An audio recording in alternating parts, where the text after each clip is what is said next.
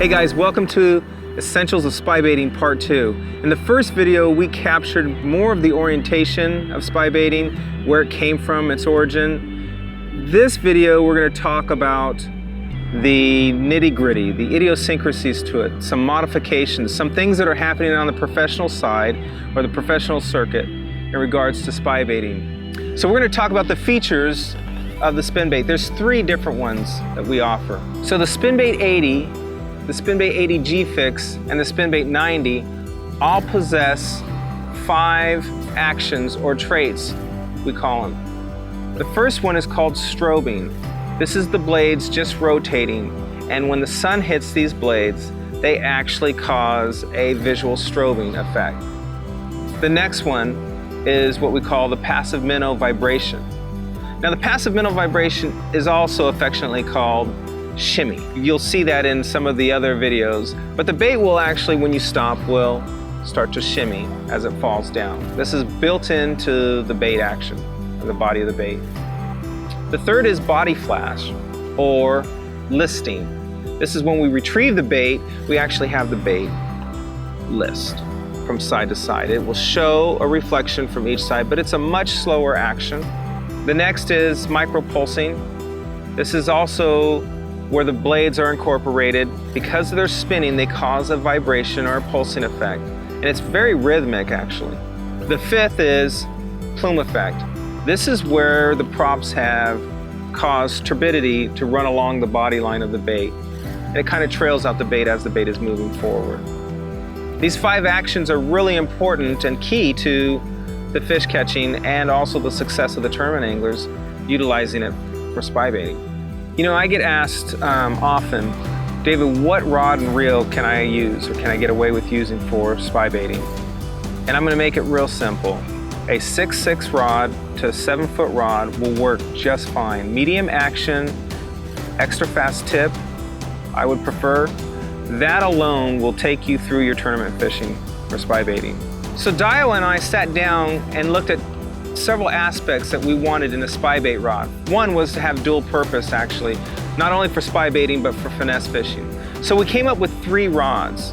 2 out of the Chronos series. One is the ST solid tip design, that's an injected tip. The other one is the FS, a finesse tip. But both of those are using 5 to 12 pound line rating.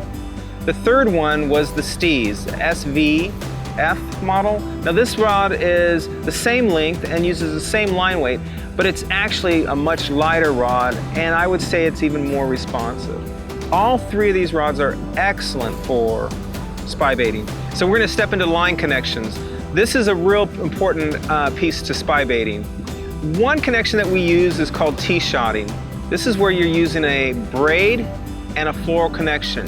You're taking about 25 to 35 feet of floral and you're connecting it, usually connecting it with a uni-to-uni knot. I like a 7x9, which is 7 wraps on the fluorocarbon side and 9 wraps on the braid side, uni-to-uni, to make this connection.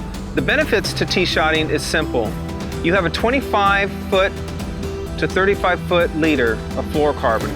That leader is what becomes your main line when your fish get close to you. You now have the knot incorporated inside the spool when you're fighting a fish near the boat. This is really important.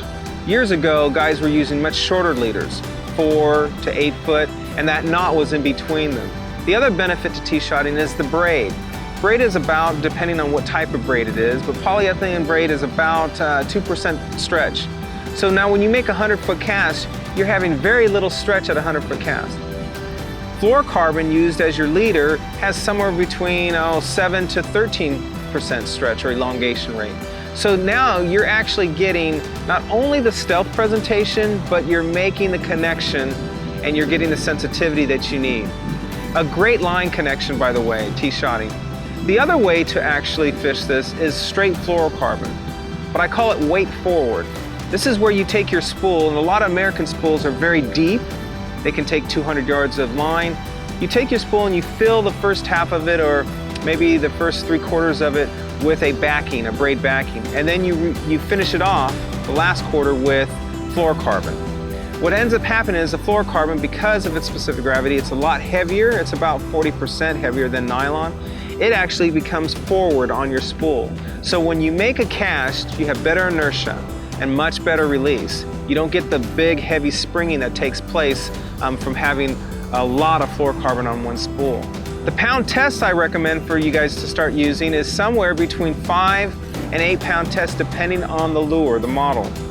The 80s, the 80 G-Fix, 5 pound is just perfect. I happen to use Tatsu and R18. Both of those are from Seagar. So this is the meat and potatoes of the technique. How to present the bait to the fish.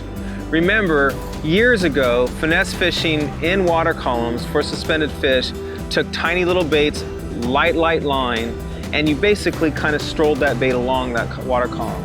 In spy baiting, it's similar, but now the lure is actually doing your action for you, so you're not having to do a lot of rod manipulation. So the idea here is actually to get the lure in the right zone. So remember, with suspended fish, they can be anywhere from 2 feet to 24 feet, 24 over 60 feet. But you're wanting to get that lure beyond that fish or beyond that school of fish and have it descend or fall into their zone. You can fish it slightly above them or right through their school or right through their zone or slightly below them, but you want to be in that area where they're suspended. So a long cast is critical in this. And then also patience. You're wanting to count this bait down. You want to make sure it gets down to the depth that you have it. We've timed our fall rates on our lures, but more importantly is, I think, you get out there on your own and throw the bait out and watch and count how that bait goes down, because there's so many variables that play into this. Wind, how the line breaks surface tension. But if you could take your lure, cast it beyond your target, let it sink down ample time at the right position, and then basically take your rod tip and point it at your lure and start retrieving it very slowly, you're going to be lining up with spy baiting just perfectly. The initial retrieve is important as well. We want to make sure that once we get this bait beyond our target and it gets down into our zone, that we take our time, very steady, even, slow retrieve. Now, if the fish bites early and aggressively, you may want to speed that retrieve up if you notice that you're catching more reaction fish. But starting out with the slow retrieve is very important. Another aspect is tracing. Once you've found your zone, we call it tracing. You trace that contour or that column. It's very important to notice that where your bait is within the water column. Tracing is going to have the effect of getting the bait to where it needs to go and stay there over its period of time. Again, these lures are weighted perfectly for this presentation. Hey, I know spy baiting has a learning curve and takes some time to master. Hopefully the tips that we provided today will make you a more proficient angler. Thanks for watching.